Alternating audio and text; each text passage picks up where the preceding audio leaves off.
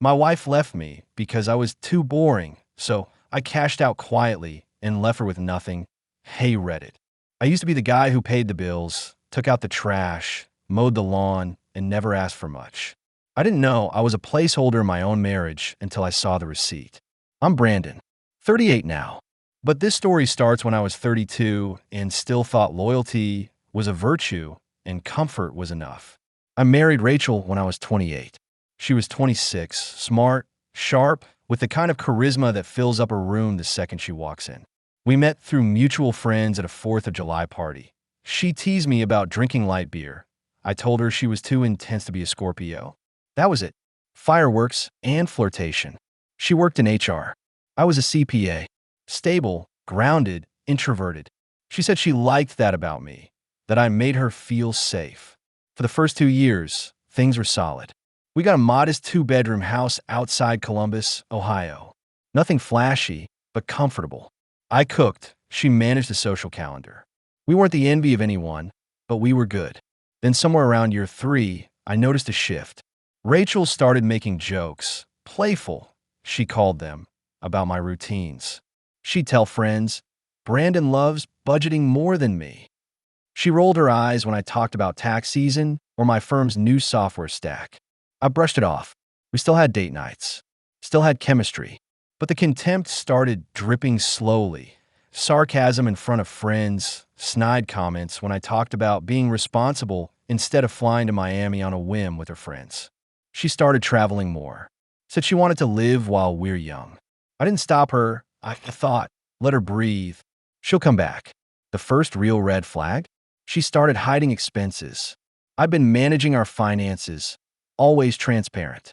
But suddenly I couldn't see some of her credit card purchases. New wardrobe, spa days, flights she booked on private browsers. When I asked, she called it personal space. I said okay, but I started watching. Then came the spa receipt, a $1,100 charge. Luxury weekend package for 2. We hadn't gone anywhere. She claimed it was a gift she split with a friend.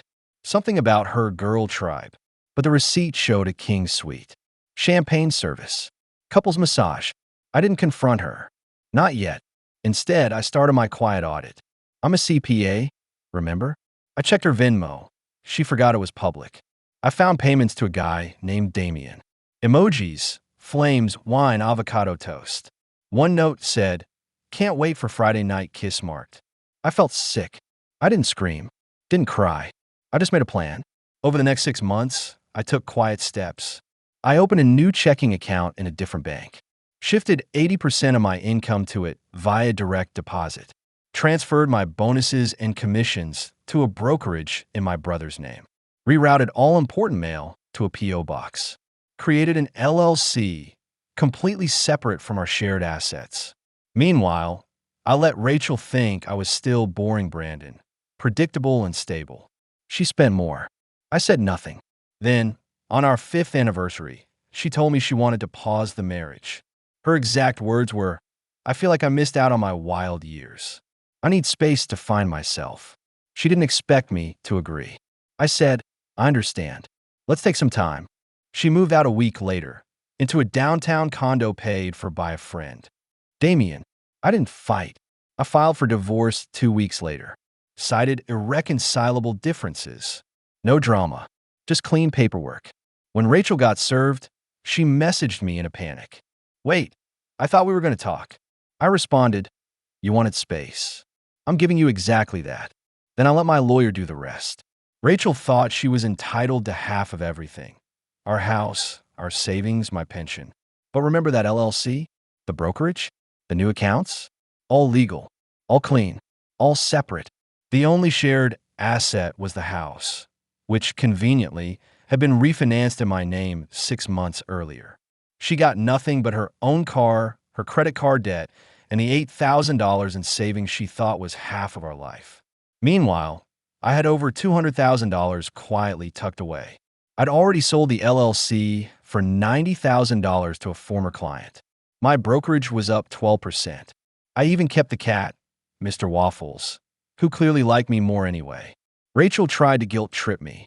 She called crying once, saying she just needed to feel alive again. I said, "You wanted freedom. Enjoy it." She tried to delay the proceedings.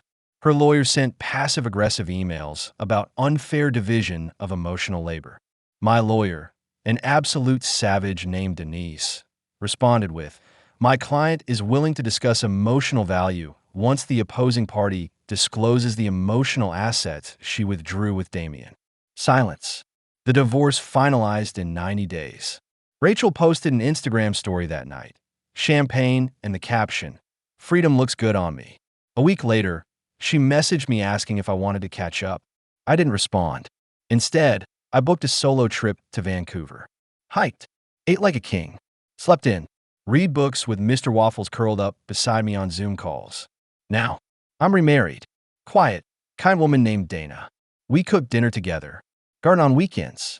Her family likes board games and homemade lemonade. We talk, we laugh, we rest. Sometimes the best revenge is letting someone choose their version of freedom and then calmly stepping aside while it eats them alive.